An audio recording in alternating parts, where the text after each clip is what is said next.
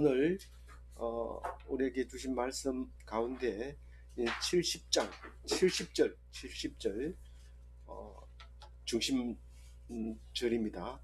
70절 한번 읽어보겠습니다. 이것은 주께서 예로부터 거룩한 선지자의 입으로 말씀하신 바와 같이 예수님이 오심은 아주 옛날부터 선지자 입으로 오신다, 그런 얘기를 선지자 입을 통해서 계속 해왔다고 하는 것인데, 우리가 예수님 얘기만 하면 진짜 있다고 믿느냐, 자꾸 이제 그런 얘기를 하게 되는데, 그게 아니라 믿고 안 믿고는 그거는 개인 사정이고, 하나님은 말씀하시고 그대로 오시기로 되어 있는 그분이 오시는 거다, 그 얘기를 오늘 말씀하고 있는 건데, 그게 어디 있습니까? 찾아보면 있는데 70절에 있는 거죠. 그래서 오늘 선지자 입으로 하신 말씀이 뭔지, 사실 성경 66권은 전부 다 예수님을 말하고 있는데 그걸 놓치고 그 한 절씩 막 이렇게 물고 늘어지고 이렇게 하면 안 됩니다. 이해가 안 될 때는 그냥 넘어가 버리고, 이해가 되면 묵상하고 전체 통과를 해보면 예수님을 말하고 있구나 하는 것을 알 수 있게 됩니다. 이제 57절, 58절은 요한의 출생에 대해서 이야기를 하고 있는데, 임신하는 것에 대해서는 앞에서 다 우리가 묵상을 했습니다. 예수님하고 거의 비슷하게 수태고지를 하고, 또 원래부터 있었던 요한은 예수님 때문에 오셨지만, 요한이 오게 돼 있는 것도 예수님처럼 처음부터 계획되어 있었던 거예요. 그러면 전중함은 오는 게 계획되어 있었을까요? 있었어요. 창세 때부터 있었던 거예요.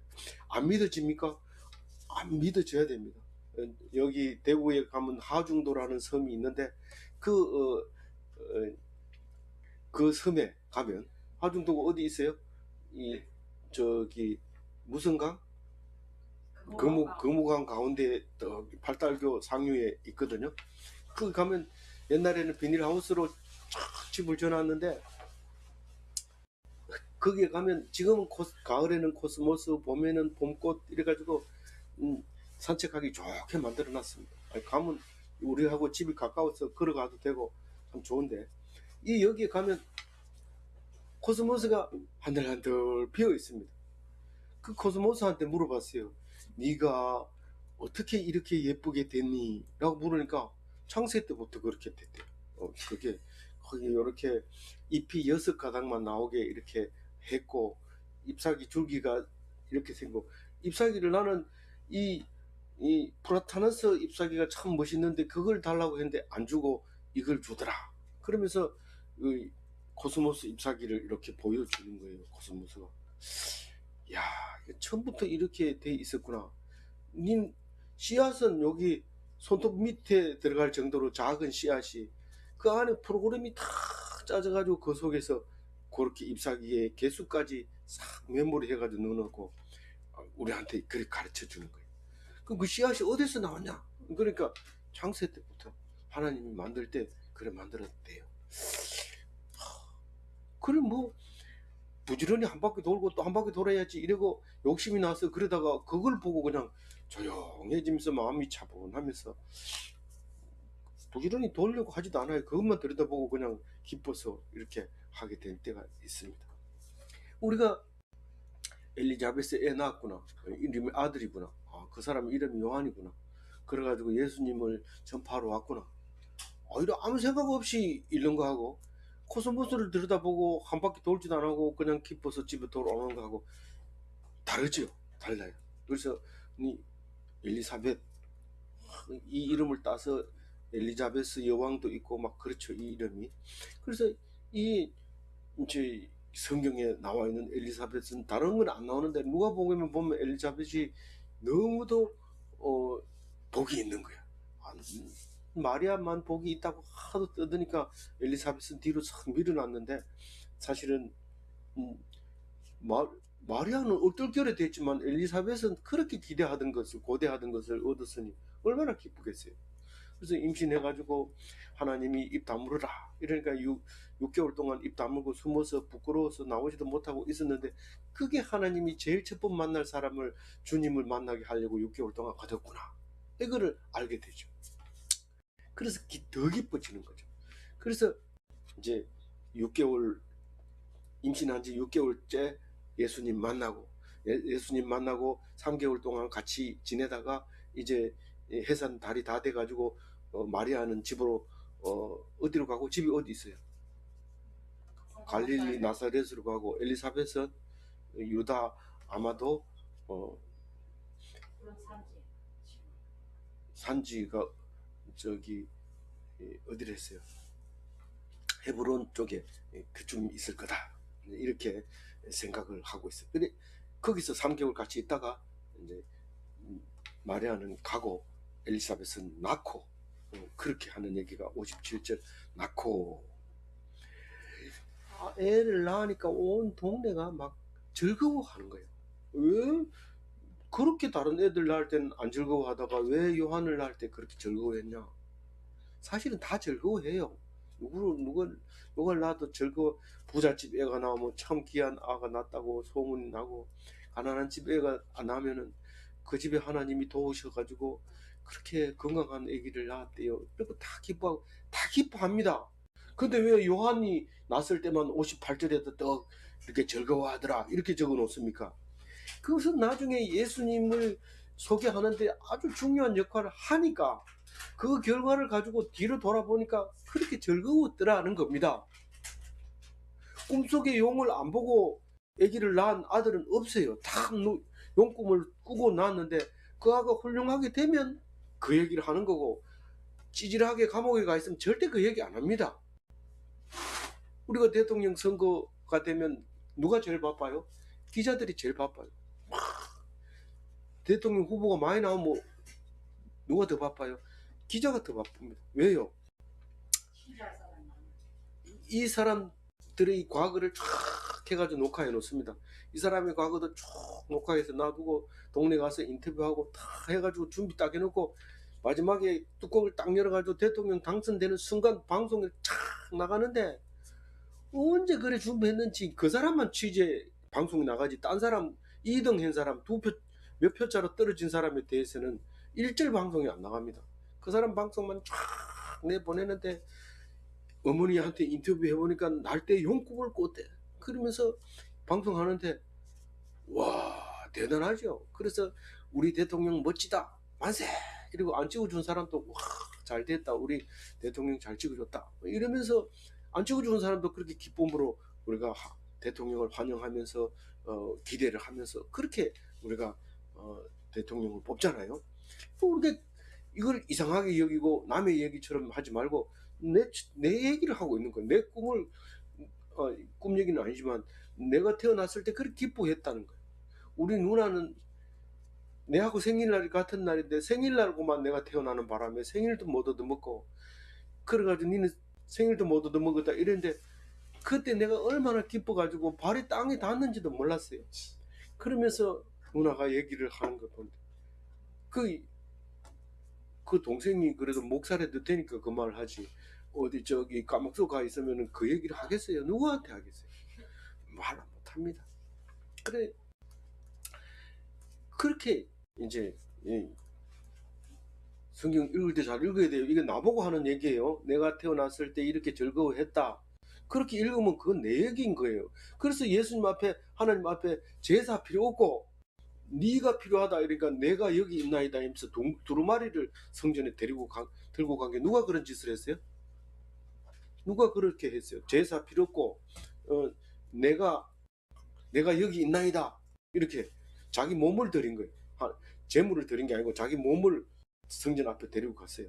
가가지고 내가 하나님이 제사는 원치 않고 번제를 원치 않고 희생 제물을 원치 않는다 하실 때 내가 여기 있나이다. 나를 기록한 두루마리가 여기 있나이다. 이런 말 한 사람이 누구예요? 예수님. 사모님 졸더니만 지금 헛소리 하고 있어요. 내가 아까 다윗이라니까 키 하도 반응을 안 하니까 내가. 예수님하고 예수님은 다윗은 예수님의 표본으로 그렇게 예표를 준 거죠. 그렇게 이제 말씀하시는. 그래서 하나님은 성경을 부지런히 읽는 걸 예배라 그러고 제사라 그래요. 우리가 지금 제사 드리고 있는 거예요. 집에 가서 또 구약 보고 또 제사 차리고 이러지 마세요. 그냥 이게 지금 우리 앞에 드린 거고, 제사 차려도 괜찮지만은 헛일이에요. 헛일도 좋던데요. 이래가지고 헛제사밥도 나와요. 헛제사밥. 그거 맛있더라고요. 근데 그래도 뭐 맛있게 먹는 건 괜찮지만 그 제사밥이라 하니까 너 사람들이 겸손하게 이랬다 온매무새를 하고 정상적으로 앉아서 제사 지내는 것처럼 먹고 이러지 말고 맛있는 대로 그냥 먹으면 돼요. 누가 크게 즐거워했다고요? 이웃과 친족이. 왜 기뻐하고 즐거워했다고요? 주께서 그를 긍휼히 여기심을 듣고. 이게 도대체 태어나지 않고 이건 뭐 그 집은 다르고 망했다고 생각했는데 이 아기가 태어났는데, 남자 아기가 태어났는데 범상치 않아요. 범상치 않아서 이제 그렇게 기뻐한 거예요. 59절에 보면 며칠이 됐어요? 8일이 되매 아이를 할례하러 와서 그 아버지의 이름을 따라 사가랴라 하고자 하더니. 이 왜 어디로 왔다는 거예요? 할례하러 어디로 왔다는 거예요? 사실은 성전에 온 건데 원래는 어머니는 못 와요. 성전에 레위기를 보면 33일 동안 성전에 들어오면 안 돼요. 어머니는 깨끗하지 못하기 때문에, 몸이 회복이 안 됐기 때문에 8일이 돼가지고는 절대로 못 옵니다. 그런데 여기서는 온다고 했는데 의술이 발달돼서부터 일찍 정결하게 됐는지, 아니면은 성전을 안 오고 다른 제사장 앞에 가서 서약을 했는지 그거는 모르지만, 어쨌든 예수님 태어날 때를 생각해 보면 예수님은 성전에 가가지고 8일 만에 갑니다. 가서 이제 비둘기 바치려고 이제 내일 묵상해야 되지만 똑같은 8일 날 갑니다. 가서 8일 만에 할례를 하는데, 아기가 8일이 더 되면은 할례하면 고통스럽다는 거예요. 고통을 덜 느낄 때 할례를 해야 된다 해서 8일 만에 하게 되는데, 그래서 이제 요즘도 이제 아기 하러 가면 어떤 병원에는 권장하기도 하고 어떤 병원은 권장하지 않는데, 남자 아기가 나면 이제 포피를 베는 포경 수술을 할 거냐 말 거냐 이제 이렇게 물어보기도 합니다. 안 물어보고 하면 이제 큰일 나죠. 부모님한테. 그러니까 그렇게 하는 사람도 있어요. 의사들이 그렇게 하죠. 그런데 이제 그때 이름을 짓는데, 할례가 지금 우리 세례 받는 거나 마찬가지. 천주교에서는 영세 받는 거예요. 영세 받을 때는 꼭 대모가 있어야 되고 대부가 있어야 되죠. 그래서 파드라고 부르고 대부가 있어야 되고 거기에 이름이 세례명이 있어야 돼요.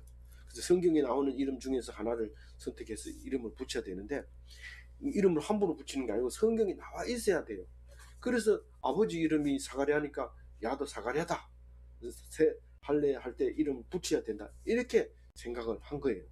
그래서 우리 아기 물어보지도 안 하고 사가랴구나 이러니까 아니라는 거예요. 엄마가 이따가 60절 읽어봅니다. 그 어머니가 대답하여 이르되 아니라 요한이라 할 것이라. 어머니 이름 뭐라고요? 엘사.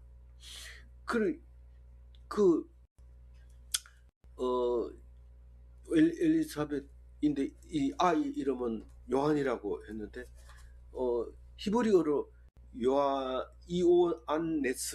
요하네스가 히브리 말로 요한이라 말이에요.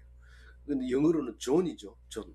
원래 뜻은 여호와를 사랑하는 자 이런 건데, 요한의 이름이 아주 중요한 이름이 성경에서 4사람이나 나와요. 그런데 여기는 세례 요한, 이것을 말하고 있는 거예요. 그런데 사가랴 집안에서 이름을 뭐 이상하게 요한이라고 짓냐? 거의 비상식적인 이름이거든요. 그래서 그건 빠짐없이 사람들이 얘기합니다. 61절에 읽어봅니다.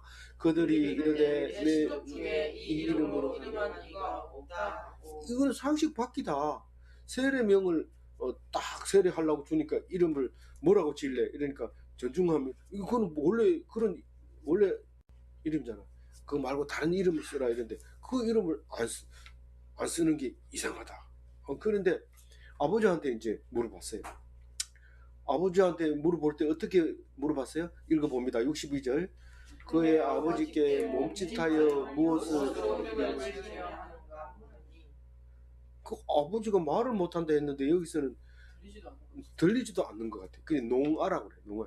왜 말을 못하냐면 원래 농아는 못 듣기 때문에 말을 못합니다. 못 듣기 때문에 말을 못 배워서 말을 못하는데 이 사람은 말하던 사람이 갑자기 입이 딱 막혔는데 못 들을 리도 없잖아요. 근데 몸짓으로 해서 야 이름 뭐라고 지을 거냐. 여러분 한번 그림 그려보세요. 이 사가랴한테 사람들이 대제사장이 사가랴도 제사장이지만 그 다른 이제 대리 이 의식을 치르는 주례가 있죠. 주례가 이제 다른 제사장이 사가랴 보고 어떻게 할 거예요? 이름을 이렇게 수화로 어떻게 해요? 하여튼 어쨌든 그렇게 했다는 거예요. 이 그림 그리기 어려워요. 쉽지 않아요. 이 영화 만들 때 심사숙고해야 되고 손을 몇 번씩 씻고 시나리오를 써야 돼요. 어쨌든 몸짓을 해서 이름이 뭐냐고 물었단 말이에요. 그러니까 서판을 달라고. 이건 또 말로 했는 것 같아요. 내가 볼 때 서판을 달라. 원래 말 배워놨으니까 서판. 그 서판을 갖다 준. 그러니까 칠판이나 마찬가지인데 지금 노트나 마찬가지죠. 메모지를 갖다 달라. 입이 붙었으니까 입이 딱 붙었으니까 메모지를 갖다 달라고. 이런데 메모지를 달라고 입이 붙었으니까 어떻게 말할까요? 이렇게 얘기했을까요? 그러니까 이제 그거 갖다 주니까 탁 석필에다가 돌에다가 탁 이렇게 쓰는데 요한 탁 이래서 놀랍게 여기더라. 왜 놀랍게 여길까요? 부인과 남편이 같은 이름을 썼네. 이래서 놀랐을까요? 특이한 이름을 써서 놀랐을까요? 둘 다일 것 같아요. 제 생각에는. 그런데 뭐 이래 놀라고 저래 놀라고 무슨 한 가지에 놀라는 게 없습니다. 예를 들어서 놀랄 일이 한번 있으면 이 사람은 그렇지 그것도 그렇고 이것도 그렇고 계속 이렇게 얘기합니다. 놀랄 때는 그렇게 놀랍니다. 보통. 그래서 이 사람도 한 가지로 놀란 게 아니라 이렇게 지금처럼 여러 가지로 이렇게 놀랐을 거다. 이렇게 생각할 수 있어요. 64편 4절 시작. 이에 그 입이 열리고 혀가 풀리며 말을 하여 하나님을 찬송하니. 네. 입이 열리고 또 혀가 원래 이렇게 벙어리는 이렇게 보면 입이 딱 굳어가지고 꼼짝을 안 하고 딱 이렇게 돌처럼 입속에 있어요. 그거 예수님도 그걸 끄집어내요. 또 혓바닥을 손으로 잡당겨가지고 내받아 이러니까 혀가 열리죠. 그 침을 발라가지고 하는 것도 나오고. 그래서 이 귀를 막고 이렇게 혓바닥으로 해서 그 혀가 착 풀려서. 그래서 성악을 하는 사람 가서 연습 어떻게 하나 하면 혓바닥을 꺼내고 라라라라 이렇게 하는 걸 연습을 하는 걸 봤어요. 이 혀가 풀려야 돼. 그 입이 떨어지고 그다음에 말을 하게 되고 말 중에서 가장 중요한 말. 네 입을 왜 만들었냐 이러면은 찬송하게 하려고요. 그 말이 맞는 거죠. 뭐 유행가 부르려고요. 유행가도 물론 좋다. 근데 그보다 더 찬송이 더 좋다. 이렇게 얘기해요. 어떤 집에 가면 유행가 일절 못 부르게 하고 불같이 화를 내는데 그 집에 가면 살벌해요. 근데 그거는 은혜가 안 되죠. 뭐 다른 것보다는 찬송이 낫다 이러면 찬송만 부를 거고. 그래서 내 입이 만 입이 내게 있으면 어떻게 한다고요? 예, 찬송하다가 가겠습니다. 그리고 그 얘기 해가지고 히스기야가 15년 더 살잖아요. 니 왜 더 살고 싶은데? 내 입을 가지고 찬송하겠습니다. 그래? 그럼 니 15년 더 살아. 이렇게 한대. 니 입 가지고 뭐 하려고? 돈 좀 더 벌어가지고 자식에게 물려주려고요. 안 되겠다. 니 그 소용없는 거 나쁜 짓을 하지 말고 그냥 가라. 이러면서 안 살려주거든요. 그래서 입이 열리고 혀가 풀리고 말을 하게 되고 찬송하게 되고 이런 일을 이제 딱 서판에다가 요한이라고 쓰는 순간 딱 그렇게 입이 열리게 됐다. 65절을 읽어봅니다. 그 근처에 사는 자가 다 두려워하고 이 모든 말이 온 데에 왜 두려워할까요? 왜 그래요? 하나님이 하나님이 하시니까 하나님을 경외하는 거죠. 뭐 벌벌 떨고 이런 게 아니고 하나님, 니 말 함부로 하지 마. 입 딱 다물고 있어도 하나님이 일 다 해줄 거 다 해줘. 니는 말 안 하면 그 일이 안 이루어진 줄 아는데 사가랴 봐라. 입 딱 다무니까 오히려 더 하나님이 잘해주잖아. 입 다물어, 입 다물어. 그래도 일 말하고 싶어가지고 예배 시간에 말하면 안 돼요. 예배 시간에. 그리고 또 이렇게 준비할 때 준비하고 이렇게 해야 되지. 막 떠들다가 예배가 집중이 안 돼. 입 꾹 다물고 말씀에 집중하고 이렇게. 그러면 하나님 더 은혜를 줄 수도 있다. 다 두려워하고 모든 말이 온 유대 산골에 두루 퍼지매. 이게 이제 골골마다 말씀이 전파됐다. 이렇게 골골마다 이 말은 다 쓰는 줄 알았는데 저 울진에서 특히 우리 어머니가 제일 많이 쓴 것 같아요. 사람이 사는 곳은 골골마다 있다. 아무 데 가서 그 어머니를 모시고 어디 가다 보면 첩첩산중에 들어가 보니 동네가 하나 또 있거든요. 그래 어머니가 하는 소리가 사람 살 곳은 골골마다 있다 하더니 이렇게 얘기를 하시더라고요. 그래서 아직도 저는 그렇게 기억하고 있는데 그 말을 쓰는 사람 별로 없어요. 그냥 쟤만 쓰는 건가 이렇게 하는데 골골마다 소식이 전파됐어요. 뭐 그 사가랴 그 제사장 있잖아. 그 사람이 그렇게 100살이 넘어가지고 아기를 낳대. 몇 살인지는 안 나오지만 그렇게 얘기를 해요. 66절 읽어봅니다. 듣는 사람이 다 이 말에 마음을 두며 이 아이가 장차 어찌 될까? 이는 주의 손이 그와 함께 하심이라. 이 아이 장차가 어떻게 될까? 그렇게 생각했대요. 온 동네 사람들이. 듣는 사람이 다 그렇게 생각했대요. 근데 이 요한이 만약에 예수님을 섬기는데 도움을 못 줬다면 이 말은 사라지고 없어요. 그렇게 생각을 실제로 했더라도 성경에 써줄 사람이 없어요. 그 누가는 딱 들어보니까 그때 그 얘기를 했다는 것을 알게 되고 기록하게 되고 그것을 가지고 우리에게 들려줌으로써 그게 내 얘기가 돼버린 거죠. 내 얘기가. 그래서 요한처럼 살면 다 이 말을 합니다. 뭐 찌질하게 돼가지고 나보고 용꿈 꿨다 하더니 내가 왜 이렇게 됐어요? 뭐 개꿈이겠지 뭐 이런 뿌리는 거. 그거 안 되는 거예요. 근데 꿈 얘기 일절 안 하다가 대통령 되고 나니까 뭐 엄마 뭐 인터뷰 하는데 보니까 내가 용꿈 꿨다며. 그래 용꿈 꿨다.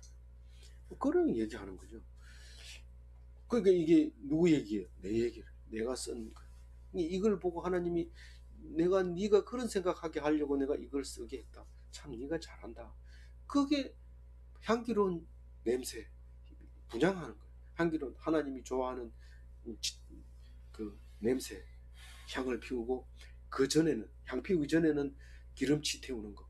그 간에 붙었는 기름치 또 꼬리 또 콩팥 이런 거 태울 때 나는 냄새가 그게 향기로운 냄새인데 이걸 내 얘기로 읽을 때 그 냄새로 하나님이 받아주시면서 참 네가 제사를 제대로 지내는구나 이러면서 기뻐하시는 그 다윗이 우리에게 가르쳐 줬던 거죠. 67절 읽어봅니다. 그 붙인 사가랴가 성령의 충만함을 받아 예언하여 이르되. 이 성경은 전부 예언의 성령 충만해서 쓴 글입니다.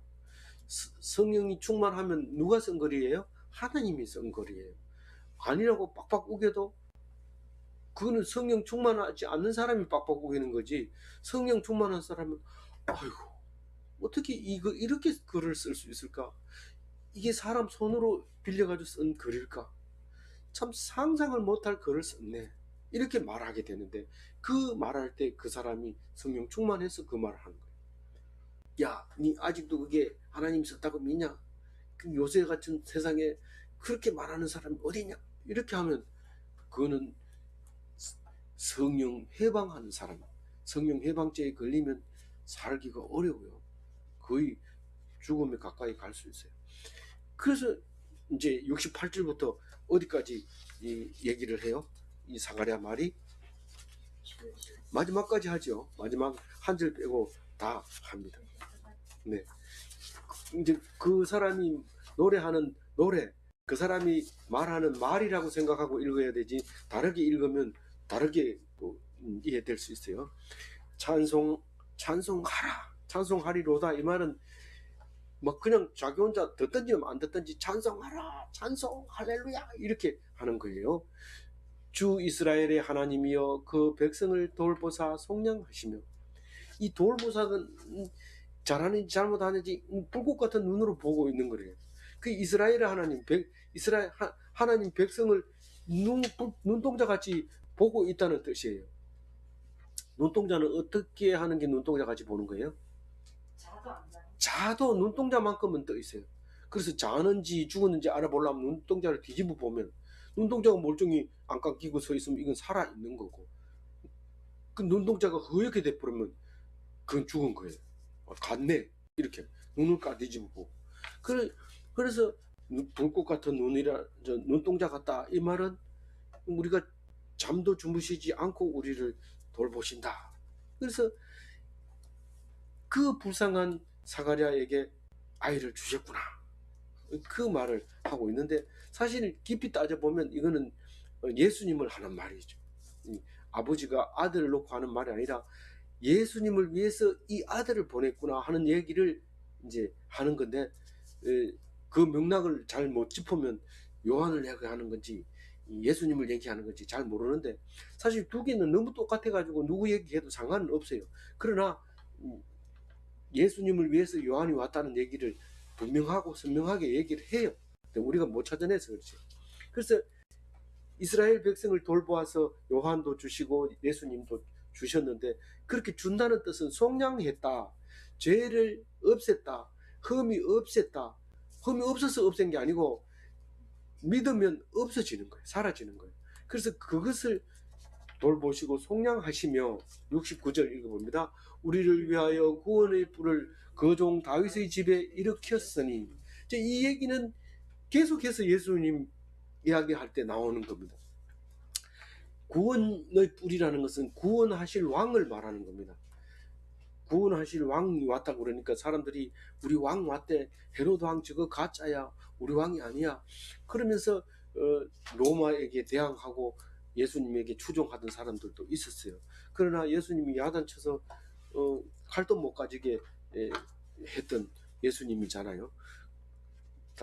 그 베드로가 칼 가지고 있다가 예수님한테 혼나잖아요. 칼 가지고 있는 사람은 칼 망한다 이렇게 야단친. 근데 그렇게 구원의 뿔이 예수님을 말하는 거고, 다윗의 후손으로 다윗 왕 같은 그런 왕, 하나님을 섬기는 그런 왕으로 우리에게 보내주실 것이다. 그렇게 노래하면서 70절 읽어봅니다. 이것은 주께서 예로부터 거룩한 선지자의 입을 통하신 바와 같이. 이게 창세기부터 시작해서 끝까지 그 얘기를 하는데, 창세기에는 그 아브라함이 내가 바다의 모래알 같이 하늘의 별과 같은 후손을 너에게 주겠다. 그리고 이 땅을 통치하고 그런 약속을 했잖아요. 그래서 그게 중간에 이삭에게 얘기하고 야곱에게 얘기하고 쭉 내려오다가 특히 다윗에게 얘기하고, 그래가지고 예수님이 오겠다 하는 얘기를 말하고 있는 건데, 71절 읽어봅니다.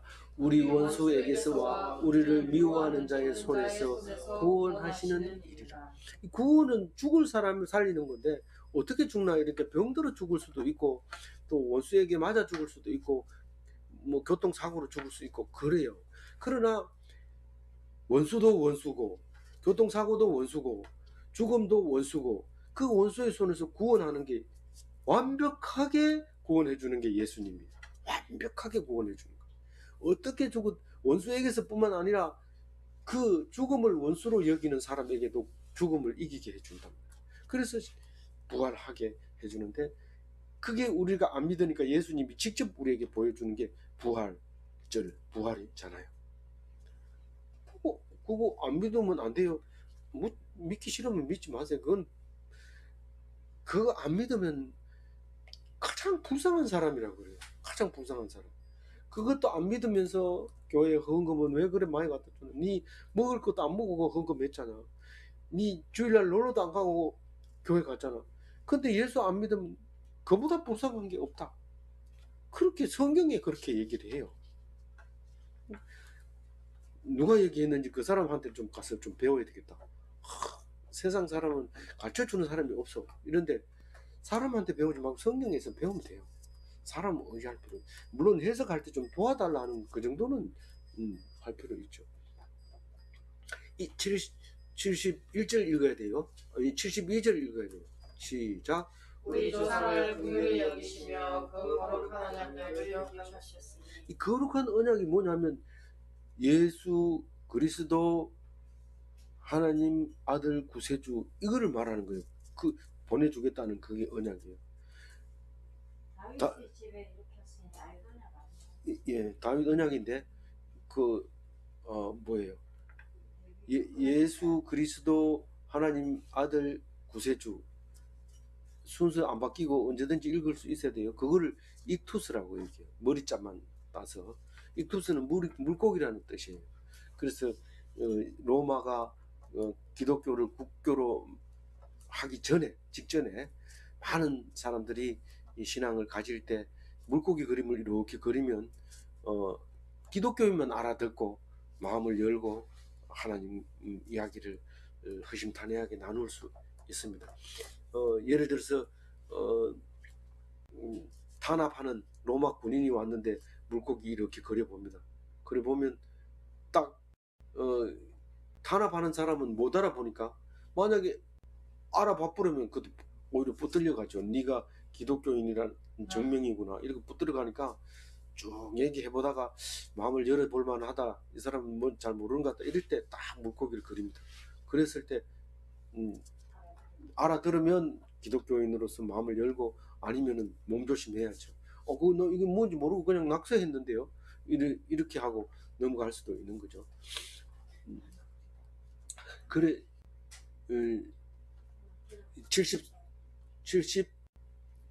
73절 시작.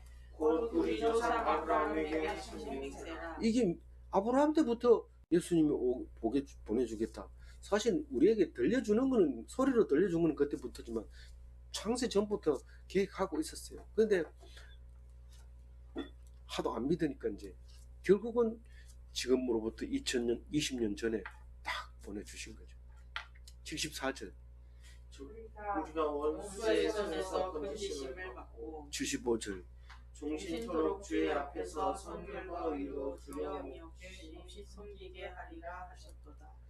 아브라함에게 맹세한 게 뭘 맹세했냐면은 원수의 손에서 건지고 첫 번째로 종신토록 주 앞에서 성결하게 의롭게 두려움 없이를 뭐라고 했냐면 용감하게 이렇게 번역을 했어요. 용감하게 누구를 어떻게 한다고? 하나님을 섬기도록 하리라. 내 마음대로 내가 섬기고 싶으면 섬기는 거지. 그래요 안 그래요? 아닌 그래요. 하나님이 섬기게 했을 때 섬기는 거예요.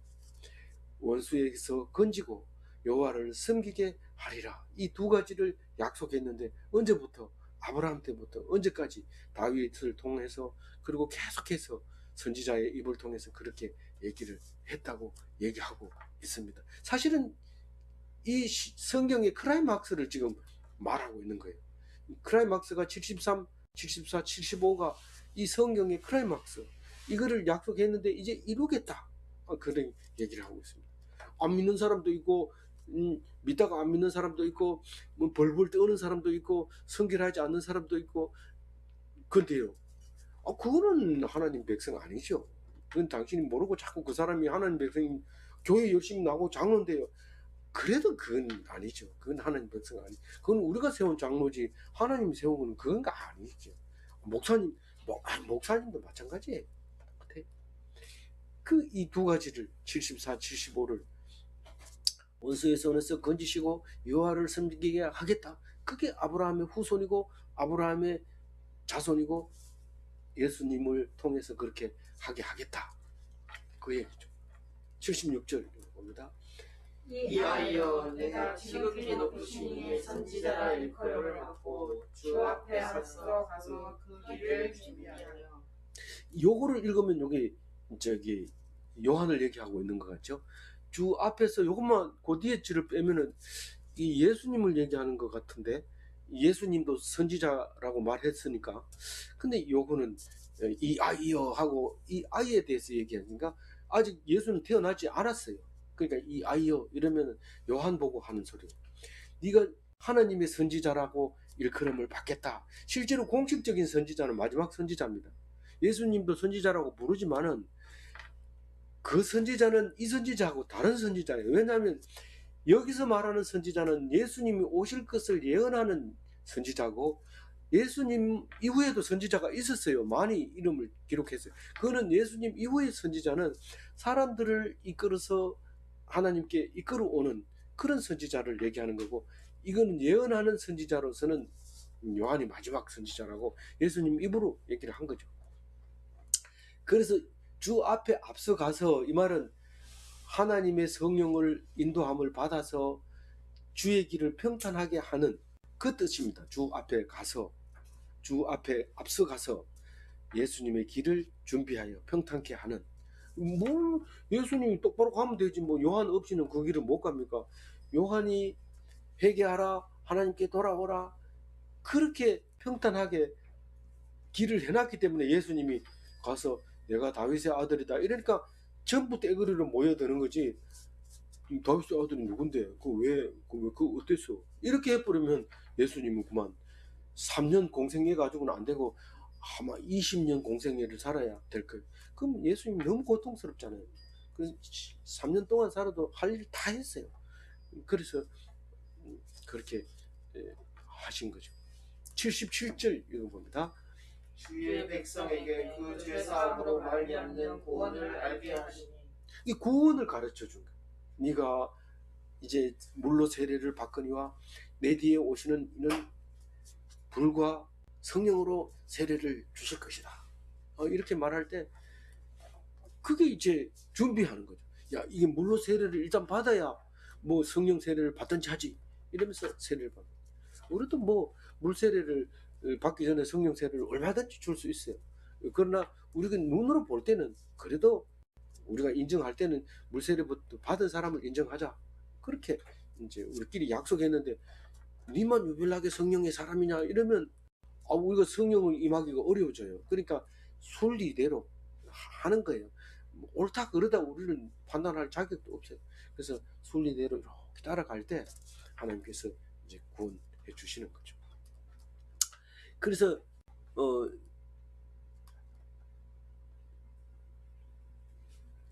78절 읽어야 되죠. 시작. 이는 우리 하나님의 긍휼로 인하여 이로써 듣는 해가 위로부터 우리에게 임하여. 예, 여기 이제 예수님 얘기하는 거죠. 돋는 해가 위로부터 우리에게 임하여. 이 말은 예수님하고 요한하고 어디서 말이 바뀌냐면 이로서에서 바뀌어요. 이로서 앞에는 요한을 준 것도 하나님의 긍휼이고 예수님을 준 것도 하나님의 긍휼이지만, 어쨌든 그 긍휼함을 인해서 그로서 돋는 해가 위로부터 우리에게 임한다. 이게 우리 알아듣기 좋게 하려면 해가 높이 떠올라 이런 말입니다. 해가 높이 떠올라 어둠과 죽음의 그늘에 앉은 자에게 비치고, 해가 높이 떠오르면 그 밤의 고통이 싹 사라지고 없는데 죽음까지도 두려움에서 해결해 주는 거예요. 네가 죽는 것 때문에 겁나냐? 다시 살릴게. 걱정하지 마라. 그 그늘에서 밝게 빛나는 희망을 우리에게 주는 게 누구라고요? 예수님이라고요. 우리 발을 평강의 길로 인도하시는 분이 누구라고요? 예수님이에요. 그 철로 역정에 보면 마지막 죽음의 길을 들어가잖아요. 근데 그 철로 역정의 주인공이 그 죽음을 향해서 가잖아요. 다 못 가고 그 앞에서 바둥바둥 떨고 있을 때 그 파도 속으로 쑥 들어갔는데 파도 속이 아니라 천국이었던 거예요. 이 파도, 우리가 그 보기에는 물속에 들어가서 엄청 고통스러울 것 같은데 물을 딱 헤치고 딱 들어가니까 그게 천국이 쫙 펼쳐지는데, 그 천국길을 걸어오면서 수없이 묵상했던 것이 마지막 통과하는 힘을 주시는 거예요. 우리가 예수를 그렇게 열심히 믿다가 숨이 깔딱 넘어가면서 너희들을 교회 가지 마라 이렇게 하면 그거는 잘못 온 거죠. 딴 길로 간 거죠. 철로의 역정을 온 게 아니라 딴 길로 새버린 거죠. 그래서 마지막 길을 통과하는데 그걸 뭐라고 그래요? 죽음도 통과하고 그리고 천국에 들어가는 거예요. 그래서 우리의 길을 평강의 길로 인도하는 게 그 천국으로 들어가는 마지막 물속으로 죽음의 길로 죽는 것처럼 보이는데 그게 사는 길이다. 그렇게 말하고 있습니다. 그럼 다 읽었죠? 누구의 말씀을 다 읽었어요? 사가랴의 노래를 다 맞춘 거. 한참 중간에는 딴소리 하는 줄 알았더니 이게 사가랴 노래군요. 이렇게 이제 해야 돼요. 그래서 이게 노래이기 때문에 가운데 접속사를 많이 넣어야 돼요. 우리가 간단하게 이걸 적은 거지만 한참 오랫동안 묵상하고 또 다른 주석을 찾아봐야 이게 접속사가 나오는데 73절에는 그 언약은 이렇게 써야 되고 76절에는 이제는 이렇게 써야 되고 또 좀 이렇게 78절은 이로써 이건 원래 있는 거지만 이것은 이로써 이렇게 잘 넣어줘야지 이 말이 전체가 연결이 돼요. 노래이기 때문에 그래요. 그래서 그 광야에서 요한이 살고 있는 얘기를 80 마지막 절이니까 읽어봅니다. 아이가 자라며 심령이 강해지며 이스라엘에게 나타나는 날까지 빈들에 이스라엘에게 나타났다는 것은 이 요한이 어릴 때 일은 아무도 기록 안 하고 있어요. 요한도 예수님처럼 30살 딱 됐을 때 그 요단 강가에서 회개하라, 천국을 구원을 받아라 뭐 이렇게 외치잖아요. 그게 구원을 알게 하는 77절 말씀이잖아요. 구원을 알게 하는 세례를 막 주는 거예요. 그래서 구원을 알게 되죠. 그게 말라기에 이 얘기가 나옵니다. 이 얘기 나오는데 그 말라기 읽어보니까 쉽게 이해가 가지 않아요. 그래도 한번 읽어보고 넘어갑니다. 이건 요한을 예고하는 말씀입니다. 말라기 3장 1절 읽어봅니다. 만군의 여호와가 이르노라 내가 내 사자를 보내리니 그가 내 앞에서 길을 준비할 것이요 또 너희가 구하는 바 주가 갑자기 그의 성전에 임하시리니 곧 너희가 삼은 바 언약의 사자가 임하실 것이라. 밑줄 친 것은 예수님으로 봐야 되고 그 앞에 준비하는 것은 요한으로 봐야 돼요. 그래서 여기 짝으로 항상 요래 다니는구나. 말라기가 구약의 마지막에 쓰인 게 말라기잖아요. 그래서 말자가 끝말자 한문인 줄 알았어요. 근데 말라기라는 사람이 있었던 거예요. 그 사람이 쓴 거예요. 그래서 오늘 말씀을 정리하면 예수를 몰라도 교회 다닐 수 있고 예수를 모르고도 잘 살 수 있어요. 근데 그 사람을 무신론자라고 얘기할 때도 있고 어떤 사람은 그냥 종교인이라고 그냥 얘기할 수도 있어요. 그러나 예수 믿는 사람은요, 예수 그리스도 하나님 아들 구세주, 이게 뭐라고 그랬어요? 줄여서 익투스라고 해요. 익투스 이렇게 발음하는데 익투스가 더 좋을 것 같아요. 맞는 것 같아요. 그래서 익투스, 인터넷 쳐도 익투스가 제일 많이 나옵니다. 익수스 해도 나오긴 나옵니다만은 그래서 익투스라 이러면은 이 순수를 바꾸면 익투스가 안 되니까 예수 그리스도 하나님의 아들 구세주 이게 이제 를 알고 있으면 기독인이다. 기독인은 꼭 알아야 된다. 그 말입니다. 아무쪼록 예수 믿는 자가 예수를 몰라서 되겠어요? 성경 한 번도 안 읽어도 이 설교 잘 듣고 헌금하고 봉사하면 기독교인입니까? 그 기독교인이지만 기독인은 성경을 읽어서 예수님을 알아야 돼. 성경 66권을 알아야 돼. 그런 멋진 기독교인이 다 되시기 바랍니다. 기도하겠습니다. 하나님 감사합니다. 우리에게 누가를 보내주셔서 이 누가복음을 기록하게 하시고 자세하게 기록해 준 것을 감사합니다. 우리는 자세하게 예수 천당 부신 지옥 그것만 가지고도 충분히 기독교인이 될 수 있지만 자세하게 가르쳐 줌으로써 그리스도인으로서의 새롭게 태어나게 해주셔서 감사합니다. 더 세밀하게, 더 자세하게, 누가보다 더 심도 있게 묵상하는 멋진 기독인이 되게 하여 주옵소서. 감사하고 우리 주 예수 그리스도 이름으로 기도 올리옵나이다. 아멘.